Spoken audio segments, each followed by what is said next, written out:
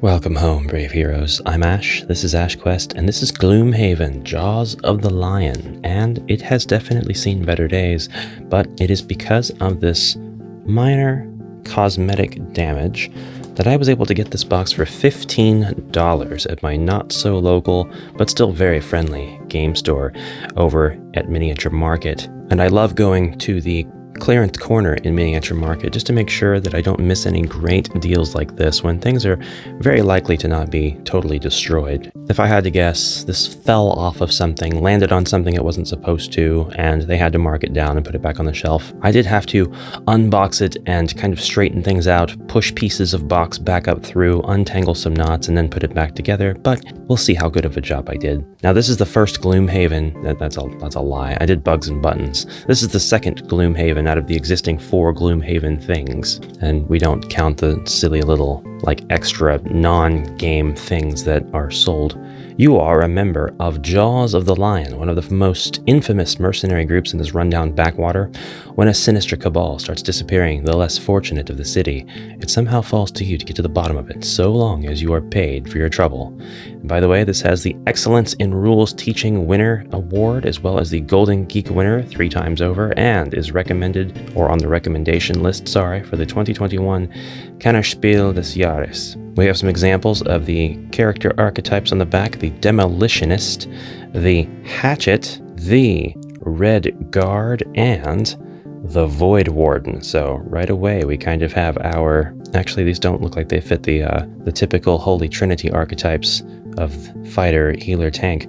Gloomhaven Jaws of the Lion is a fully cooperative campaign game of tactical combat in a unique fantasy world. Players will assume the roles of hardened mercenaries and work together to fight through a campaign full of choices, challenges, and twists. Each scenario offers streamlined tactical combat without dice against fully automated enemies, where using the right ability at the right time can mean the difference between success and failure.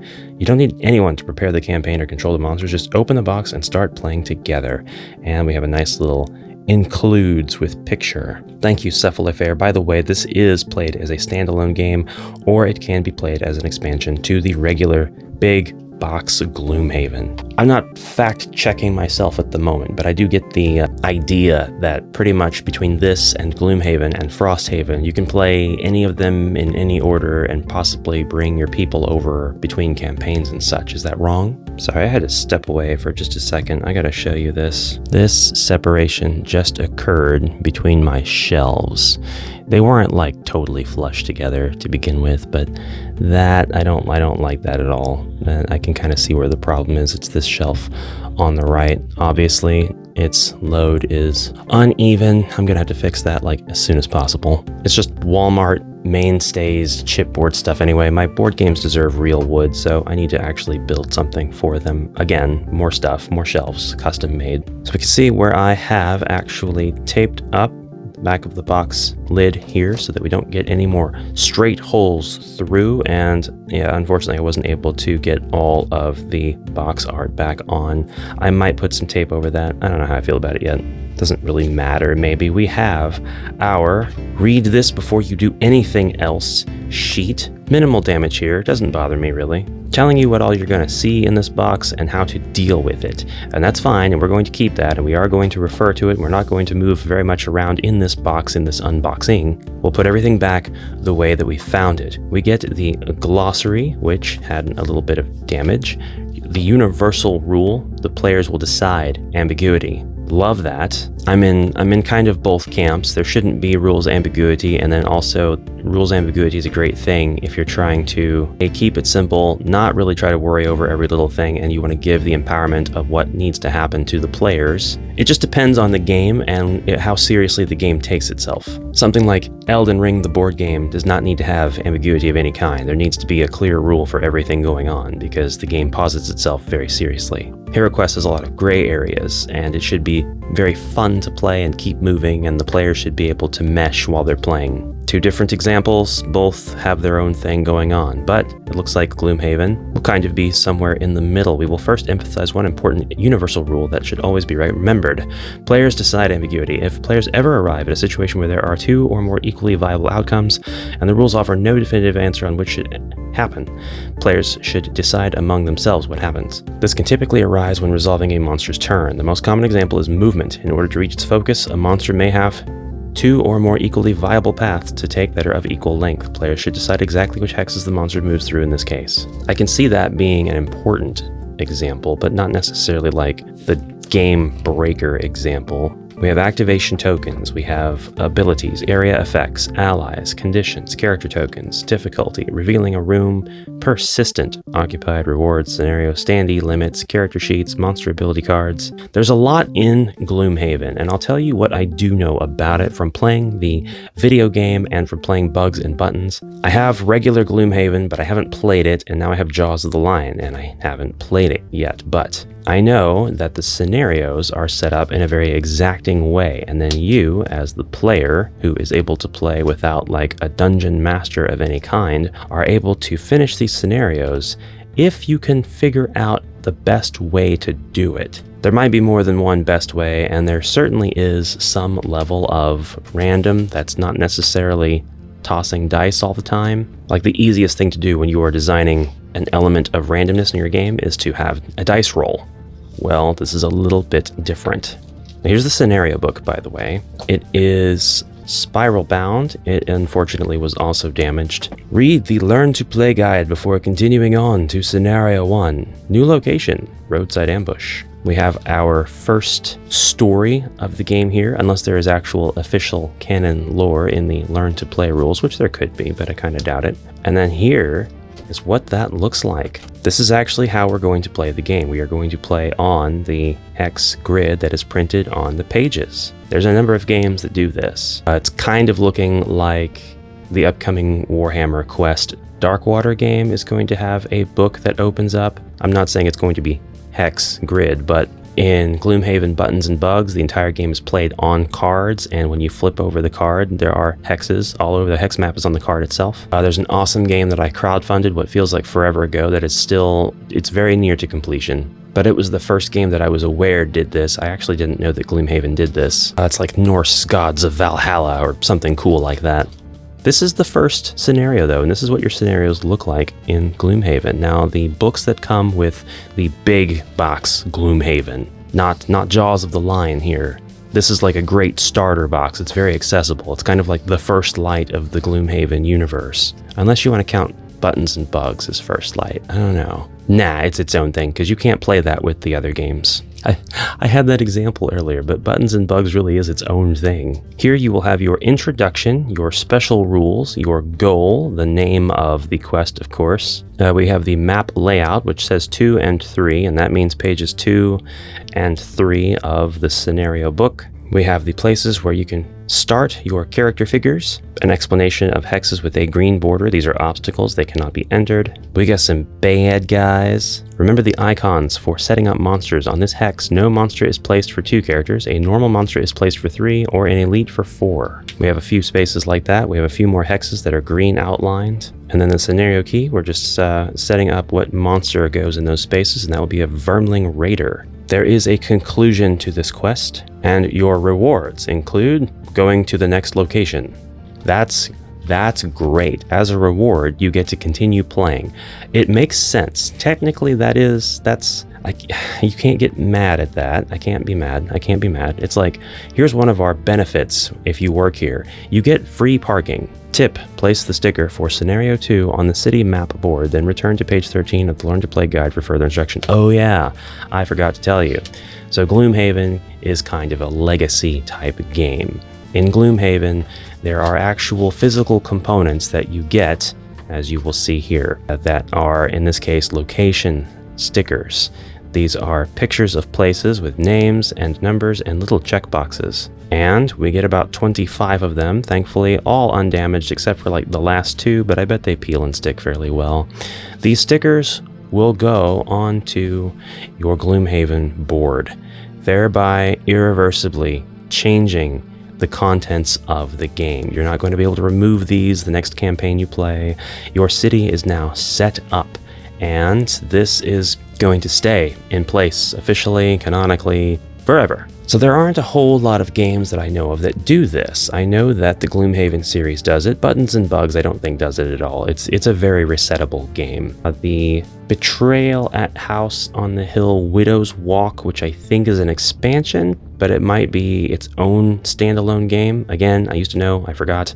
It does the same thing. We refer to this collection of mechanics as legacy because you are effectively creating a legacy that you are leaving behind when you play this game in this way. But it doesn't mean that it's not replayable. You can replay legacy games. It's just that they are changed by the previous playthrough, and you probably can't further change them. All right, we get some tokens now, and the tokens look a lot like the ones that we got in Buttons and Bugs, which is kind of obvious. We don't get all of these, of course, but I'm not gonna lie, these smell kind of smoky. These kind of smell similar to the tokens that I would get from a game crafter printing. So anyways, we get plenty of what look like coins, or maybe like sort of glory points that get flipped over to look like nothing after we're done using them type of situation. We've got monsters. I'm not like a mega fan of the monster design in Gloomhaven. There are only a few characters that I really do like the designs of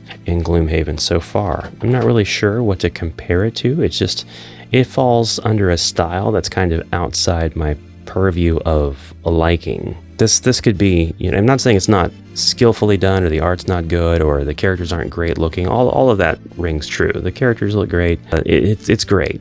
It's just not really a style that is for me. You know what my preferences are up to this point. Inert, waning, and strong. Monsters, more of the same monsters. They don't look super inspiring to me. They just don't, it's just that they don't inspire me. That's all it is. So out of this entire box, I think I'm really only missing the one token. I looked everywhere in this box for this token. Say it doesn't matter, it's fine. And then we have these lovely things that say Chaos Demon, Zealot, Hatchet, Living Corpse, and so on. Let's move on to the next section. And in this section, we get a lovely token holder. So after I punch out all my tokens, they're going to go in the holder.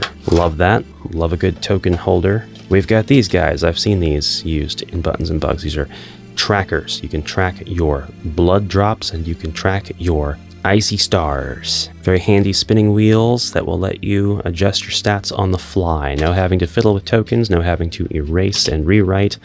I like trackers. They are a little easy to fudge. Moving on to the contents in the bottom of the box, I will take a look at a few more of the scenarios in the book before we move on, because just showing you like one quest is not really doing anybody any justice. We've got our desiccant silica gel packet. Please do not eat this. Somebody at some point did. Somebody said this is tasty, and that's what launched this entire disclaimer thing. His name was probably Desiccant. Desi can't. Desi, you can't eat this. Desi Arnaz, Lucille Ball's husband. Babaloo. That's why he was always saying that. He ate too much silica. Guys, I'm sorry. I'm still drinking my coffee. I'm still waking up. I have this mild panic that I need to finish a certain amount of video content while I still have time. And I'm kind of too deep into the sauce to go back at this. No retakes.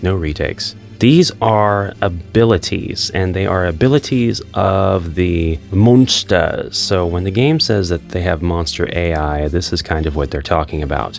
There is an initiative, an order in which the heroes and monsters will move, and this factors into the highly solve the puzzle of the battle element of this entire game.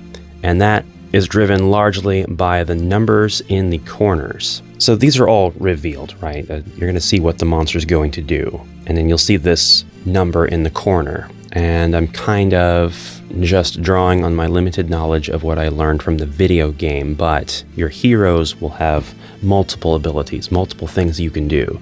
So when you're looking at this order of cards and you see that you've got two monsters on the board, one's got this 21, one's got this 24, your hero is going to have a number of these abilities. And you're going to see that cards have more than one ability on them. So I'm pretty sure once you have used an ability, you can't use the other ability on that card. You've got to kind of put it to the side until you get a chance to recharge, whatever the term is for that. You get your cards back. But until then, the numbers are not used, but they are very important because after you, the hero, have chosen your skills, the initiative, the order in which all of these skills happen, and the play order happens is now determined by the numbers. So you can take a look at the monster's numbers and plan your moves accordingly so that you can fall in the right place in the order to get them gone before they actually execute their ability and hurt you. And this is what makes it such an interesting and also a large part of what makes it a GM-less experience. Here we have weapons. You know what? Oh, wow. I was going to talk about how simple these are, but I'm holding them upside down, and they all actually have their own numbers. They are each individually numbered from 1 to 36. So if we flip this over, and I'm supposing do not at all ever shuffle them, we've got the Eagle Eye Goggles. During your attack, gain advantage for the entire attack action. And yes, the advantage and disadvantage system is at play here, so that does factor in a little bit to your success. The Iron Helmet. There's a few of those, some chain armor, studded leathers, weathered boots, winged shoes, heater shield, throwing hammer, iron spear, healing potion, stamina potion, mana potion, battle axe, oak charm. I'm wondering how these numbers are going to come into play. Is the book going to say you get rewards 2 and 6? Are you not supposed to look through that deck so that the rewards remain a surprise? I don't know. If anybody out there has played Gloomhaven Jaws of the Lion, you'll have to explain to me down below how that works. I mean, I could just look in the rule book, but then that wouldn't be very good for engagement, now would it? Oh, I believe these are advantage and disadvantage cards. Could easily, yeah, because the Buttons and Bugs has a very, very similar convention in terms of these symbols being used. So when you're in combat, you will have a status, and you will either be in a position to have an advantage or a disadvantage, or it will just be neutral. There will not be any advantage or disadvantage, but you can actually be different levels of advantaged or disadvantaged. There is a second disadvantaged, at least in Buttons and Bugs, and on the advantage side, instead of getting like a bonus, it's straight up 2x the attack, or 2x the potential. So there's going to be a lot of stuff that I am not accurate about while I'm unboxing this because I'm referencing other things.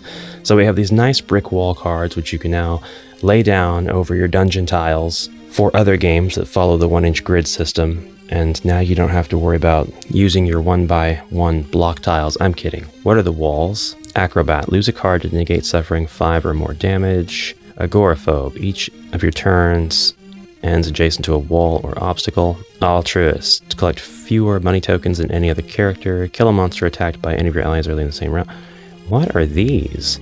Die Hard. Never allow your hit points to drop below half your maximum hit point value rounded up. Gambler. So these kind of seem like limitations that are imposed on your player. Prohibitionist. Never use a potion. I wonder if they're mandatory or if they're optional. If they're optional, then you must get a reward, right? Transmitter. Apply any negative condition to a monster while you have any negative condition. Oh, they're not necessarily all bad either. I would say they are achievements you have, or optional goals. Optional goals. We now have a deck of city cards, and these cards have a story, and then you can choose option A or B, and then on the back you have the consequences of option A or B. So you cannot be putting these down face down, but we'll face up. You can't make it to where the consequences show, but we'll go ahead and read one of them. There's a saying, mess with the sleeping lying and you get the jaws. Today's one of those days where you earn that drink discount. You knock on the door of Zane, an orchid who switched from providing assurances to providing excuses. He opens up and you let him know it's time to settle his tab. Oh, come on, he sent the jaws. Right, okay. Problem is, you're a day early. I've got a lot of gold coming my way, huge haul on some bets. Guaranteed money. You notice some packed bags inside the doorway. Zane speaks up. That's nothing. It's just my plan B. No big deal. No need that anymore. I'm rolling in cash, or at least I will be tomorrow. Heck, I'd even be willing to toss you something for the delay. Option A, not buying it. He pays up now. Or option B, a little trust goes a long way. Come back tomorrow. And we will spoil the contents of this first card. So option A, you shake Zane down for whatever he's got on him. He whines about not having the gold, but you've gathered enough to pay most of his debt. To make up the difference, you help yourself to a trinket on your way out. It might be useful, or you could just pawn it for drinking money. Gain Oak Charm, item 26. So it tells you what it is. It tells you. I think that wasn't necessary then to have the numbers on the cards, unless this is just one usage of giving your character an item and they don't use it the same way every time. I still am not convinced that they need to go through the extra production of having the numbers on the back of the cards, but it's fine, whatever. You walk into the Sleeping Lion the next day, if you choose option B, and to find Zane waiting for you. He's sporting a set of thick gold rings, and an ostentatious necklace hangs low around his neck, catching the light. Friends, welcome, drinks are on me. Told you I'd be rolling in it. Oh, and a small tip for your trust. Gain 20 collective gold. That one actually didn't go the way I thought it would, so it's spoiled. Sorry. I guess I'm not going to shake Zane down for his money whenever I finally play. This is a game of standees for the enemies, not miniatures. Although I'm sure you could proxy them. There may even be miniature substitution packs. We get a ton of baggies, just a ton of baggies. Oh my goodness, evidently I did not look hard enough for that token. It's right there. How many of you spotted it before I did? I looked through this box ahead of time. I even pulled the black tray out. I don't know how that happened, but I'm glad that I found it. It means my game is complete after all. Whoops. So we've got a couple of cards here. Oh, they're like envelopes, but they're not full of anything. They're empty. So you actually put things inside of these, and this will do something. I don't know what yet. We have some cards that are big enough to go into these envelopes, and it looks like they will fit inside. Well, it looks like we've got some difficulty, basically, of each one of these. So this one's a blood tumor. There's a blood horror. A first of the orders. Yeah, if these are like bosses, then this is going to kind of give you different difficulties for, I'm assuming, the amount of players. So if we go ahead and stick this in here, player one, essentially, one player. Oh, no, because there's a 0 here. It goes 0 to 3. All right, I'm actually not sure, but let's go ahead and put this in here and see what happens anyway. So our skulls fit into the cutouts. That's clever. I like that. We have some advantage or disadvantage elements here. 10xc. 1, jump to farthest dead zealot and revive, or jump to farthest character and attack +0. Or 2, move +0, attack +0, revive all dead zealots in the room. Don't know what that means.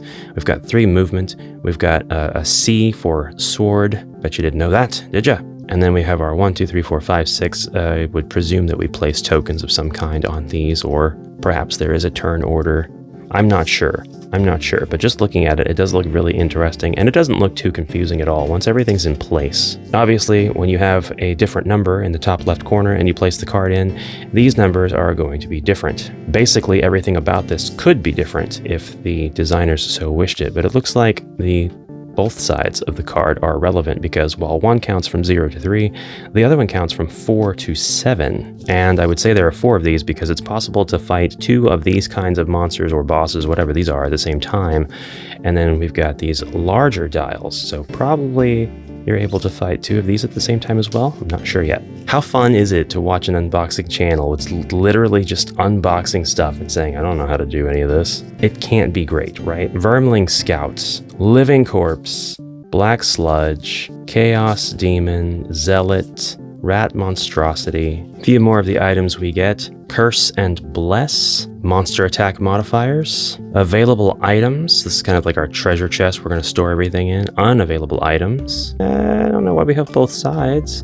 Encountered events and new events. So we're going to place stuff on top of this, and then we'll place stuff on the bottom of it, and this is like our deck separator, basically. Gloomhaven and Frosthaven and Gloomhaven Jaws of the Lion are games of boxes that you should not open until you are prompted to do so. And all of the rest of what's in the box are these little boxes. So if you don't want to spoil yourself on the contents of any of this, then you can go ahead and click off. I'm just going to open the box marked A, and then I'll open one of these 4 boxes because I have a feeling that these are additional heroes that come with the game. We have an example of 4 heroes, but I'm sure that that's an additional 4.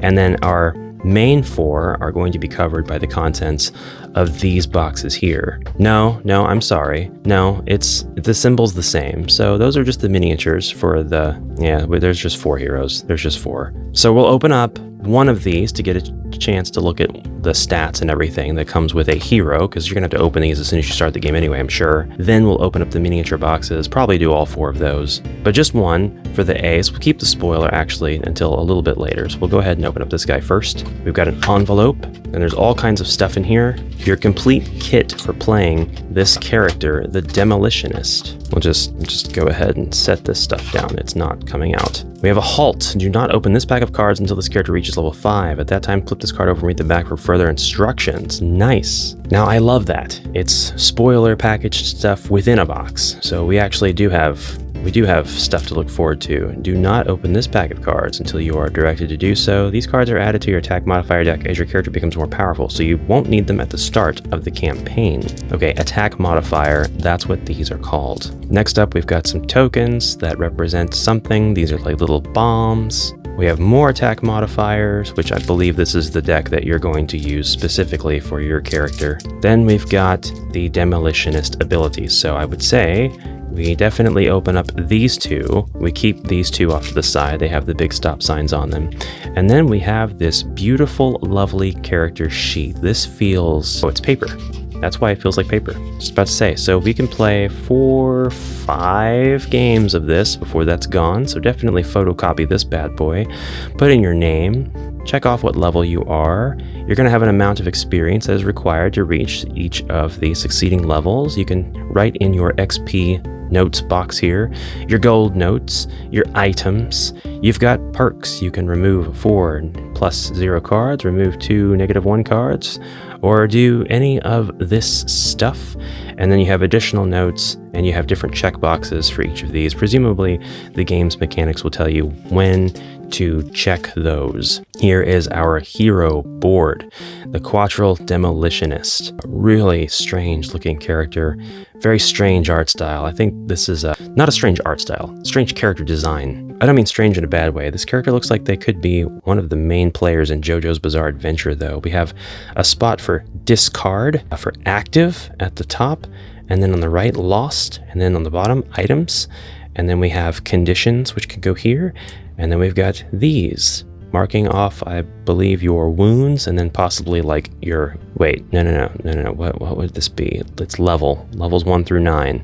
And then how much starting wounds, I believe it is, that you have at each of these levels. So that pretty much makes up our character and all the things that go with our character. We open up the hero box now very carefully so that we can open it again and it won't be all tore up. Yeah, Gloomhaven is chock full of these and of these. It has a ton, and quite a few of them you can't open at the start of the game. Wow. So this is actually highly detailed. The small size does not make the details go away. And yet it seems like if you wanted to paint this up a variety of different ways, you should be able to if you're skillful enough. Some of the design is kind of muddy, but it is a small character too. All right, so the remaining hero boxes, we've got this magical scepter. At least it didn't. Okay, they're on the floor. Oh, this miniature is much more agreeable. I like this much better. This is a good size.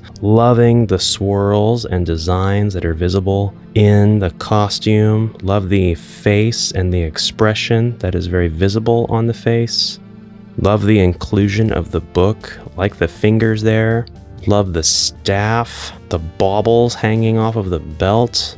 The overall silhouette. This is very good. 100% would HeroQuest. 100%. Even has the exact same base size, in terms of diameter. Big fan of that. Back in she goes. We open up the next one. Yes, major witch hunter vibes. We turn this around and yes, we have 2 short axes. We have an amazing hat. We have a grizzled face, which is framed by facial hair, or perhaps some measure of scales. The picture was very ambiguous to me, and the game said I get to decide all ambiguity. We have some horns or perhaps ears sticking up over the hat, or perhaps it's just additional flair. Could be trophies from previous demons that were fought. I love when sculptors make cloaks do this and they sculpt in the folds. That's a very immersive witch hunter type of sculpt. Just completely and totally at home on a HeroQuest board too. So if you wanted a contemporary set of miniatures, I don't know about the Demolitionist, I'm really just not a fan of that one, then I would say that these 4 that come with this game, and I would presume that the full games of Gloomhaven as well as Frosthaven probably have miniatures that are as good. Alright, and I said all of that, and now my opinion is going to change a little bit because this guy is small. His scale looks a little bit out of whack with the other guy, and yeah, he could be from a smaller race. I've made that argument before whenever talking about scale from games, but I don't like the difference there. It looks like he should be bigger, plus his role is that of a damage dealer. Somebody holding a shield is going to be blocking hits. He just looks like he should be bigger. That's about it. So we'll just open up the 1 spoiler box, the 1A. And I'm just going to warn you, it's nothing big. It's not a big thing at all. Not anything that really inspires spoilerific stuff. And I don't even know when you're supposed to open the ABCD boxes. So it could be that it's just a mechanic that gets put on the board. But it is an axe embedded in a skull. And maybe this is something we find at the end of a quest line, and it's like a major spoiler. Like, oh, this person was obviously murdered. We found the axe buried in his skull. So I don't know, hopefully that doesn't ruin like 16 quests of intrigue. So go back now and look at the supplemental scenario book, and we can see that there are additional quest numbers. The conclusions and the rewards and the lore are all kind of differently spaced out. And then the maps actually look as though they are supposed to be fitted with, they may actually have to be fitted with some of the scenarios from the first book. In fact, I would say that that is very likely. So in that way, we have these pages that could go together. I doubt any of them are used more than once. You probably just go through each of these one time. There's no reconfiguration, no different combinations. So all in all, probably perfectly playable. I'm probably going to look for a replacement supplemental scenario book, and if there's something else that I can get in with that, like, and it doesn't seem like it's going to be cost prohibitive to replace parts, then I'll do that, just because I really do think the scenarios should be damage free. But other than that, that is Gloomhaven Jaws of the Lion. For $15, I can't complain. I have 0 complaints. The complaints about the Demolitionist was really just a matter of taste. Like, if I had paid $50 for it, I really would have only been displeased with 1 sculpt, and it just wouldn't have mattered. We don't need to go through the additional hero boards and hero cards and stuff like that, so I'm going to work on putting everything back and let you get back to your day, and I hope that your day is fantastic, brave heroes. I will catch you in the next exciting adventure. So until then, onward for now, and thank you so much for your kind attention. Bye-bye.